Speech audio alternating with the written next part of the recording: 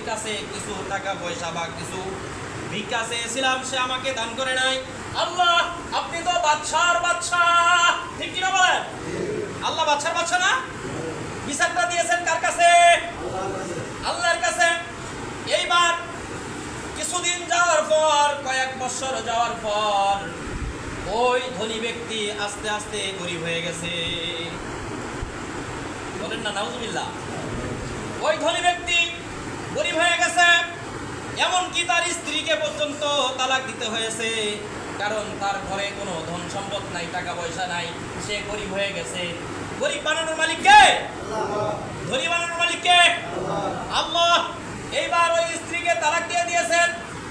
তালাক দেওয়ার কিছুদিন পর, কয়েক বছর যাওয়ার পর, ওই স্ত্রীটা তার বাবার ঘরে যে উঠেছে। বাবার ঘরে কিছুদিন থাকার পর বাবা চিন্তা করলো, আমার মেয়েকে তো এইভাবে পালা সম্ভব হবে না, দেখি কোনো ঘরে বিয়ে দেওয়া যায় কিনা। কারো মেয়ে কি এভাবে ঘরে রাখে? রাখে না, চেষ্টা করে যে একটু ভালো ঘরে বিয়ে দেওয়ার জন্য। এইবার বাবা মেয়েকে সুন্দর একটা ছেলে দেখে, ভালো ধন সম্পদওয়ালা ব্যক্তিকে দেখে তার মেয়েকে বিবাহ দিয়ে দিয়েছেন, বলে সুবহানাল্লাহ। এইবার ওই মহিলাটা ওই ধনাত্ম ব্যক্তির সঙ্গে বিবাহ হয়ে তার সংসার জীবনটা অনেক সুখের হয়ে গেছে, বলে সুবহানাল্লাহ।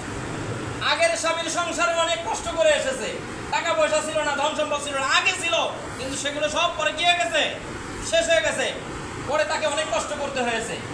পরের ঘরে যখন বিবাহ হয়ে গেছে, সে স্বামী অনেক সুন্দর, অনেক ভালো, টাকা পয়সা ধন সম্পদের অভাব নাই, স্ত্রী যখন যা চাচ্ছে তখন তাই দিতেছে।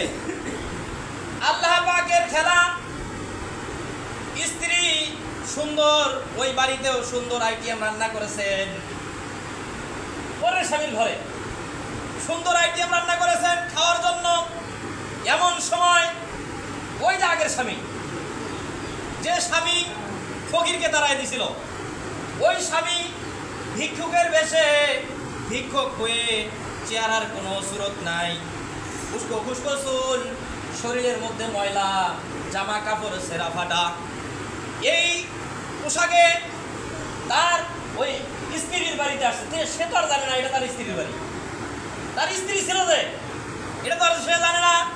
ওই বাড়িতে এসেছে, এসে বলতেছে, মা বাড়িতে কে আছেন, আমাকে একটু ভিক্ষা দেন।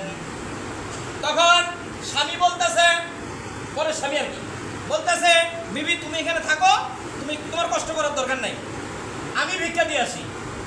তখন বলতেছে স্বামী আমার, না না না, আপনাকে ভিক্ষা দিবার যাইতে দেব না, কারণ আমার আগের স্বামী ফকিরকে তাড়িয়ে দিয়েছেন, ফকির বেটা অনেক কষ্ট পেয়েছেন। আবার আপনাকে যদি ওনার সামনে পাঠায় দেয়, ভিক্ষুকের সামনে, আপনি হয়তো রাগারাগি করে ওই ভিক্ষুককে তাড়ায় দিবেন। অতএব দরকার নাই, আপনি রেস্টে থাকেন, আমি স্ত্রী, আমি যায়া ওই ফকিরকে ভিক্ষা দিয়ে আসি। স্বামী বলতেছে, আচ্ছা ঠিক আছে, সমস্যা নেই, যাও তুমি ভিক্ষা দিয়ে আসো।